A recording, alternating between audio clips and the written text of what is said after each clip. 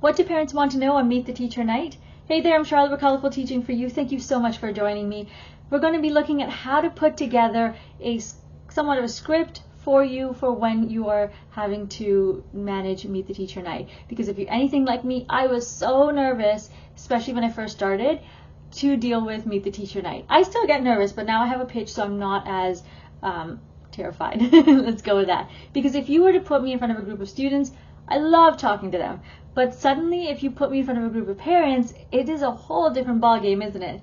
So we're going to be looking at 5 different sections so that you have your bases covered. Now, I'd like you to actually work on each section at a time and then mix and match. Move it around because this is just a guide for you, but really work on each section so you've got everything covered. But ultimately, when you've practiced it, you want it to flow and work with you and your speaking style, okay? So let's get started. Number 1 is the big U. We're actually going to look at who are you. You're going to talk to the parents. Who are you? What's your teaching style about? And we're going to look at something quirky about yourself because you want to break the ice right from the get-go. So maybe tell them something funny about you. Something quirky about me is my love of airplanes and how that relates to my feelings about nature. So I talk about that, and I showcase things. I have an archaeological, specifically archaeological like forensics background, and I show them how that translates in my class. Or I might talk about motorcycles or the fact that I like rapping and all that, even though I can't rap.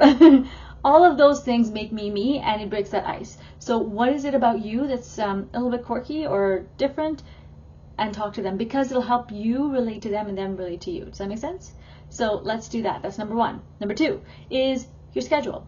Show them an example of your schedule if you have one. If not, then just kind of give them a brief outline of what it's going to look like and remind them that because you're in a school, things happen. I mean, in real life, things happen, right? So interruptions are going to take place. You're not always going to stick with a schedule. Or maybe the curriculum changes because your kids are really into one thing. You might stay with one topic, and that's okay. But it's just a brief outline so your parents know where you are at different times. Are you in the class? Are you in gym? Talking about gym, you also want to tell them when your PE times are and what appropriate attire is for that class. Does that make sense? Okay. Number 3 is communication method. So you want to talk about how are you going to communicate with the parents about, say, homework or different deadlines that are coming up or field trips? Is it going to be in the planner? Is it going to be on a website if you have a website? Or perhaps it's going to be on, you're going to email them on a regular basis. That takes a lot of time and effort. So see how you're going to communicate with them and then let them know, okay? You also want to talk about setting office hours, and this is so important, especially if you're a new teacher, because I didn't have any when I first started out, and parents would email me at any time and expect a response right away, and then they'd get upset if they didn't get a response. And while it's great that we have phones, smartphones, we can connect our email. I don't like checking my email during that time. In fact, I don't even turn the sync on when I'm with my son now. So I let parents know this to this time. If you email me past that time, know that it's going to take me 24 to 48 hours to get back to you. If it's a weekend, it's going to take me longer because I'm not going to be emailing you during the weekend. Sometimes I haven't had a parent get upset with me because they understand why I'm doing it and I explain it to them. Even if you don't have a family, you have a life. Tell them that, okay? Be firm, stick to those boundaries, okay? Number 4, materials. So you want to let them know what materials you're going to be using throughout the year. Are you going to use specific textbooks? Because then they know what you're covering.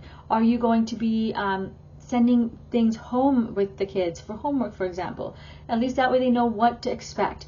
And also, what do their kids need to bring in on a daily basis? Or what should they have in their desks on a daily basis so you're not running around looking for things, okay? Number 5 is curriculum.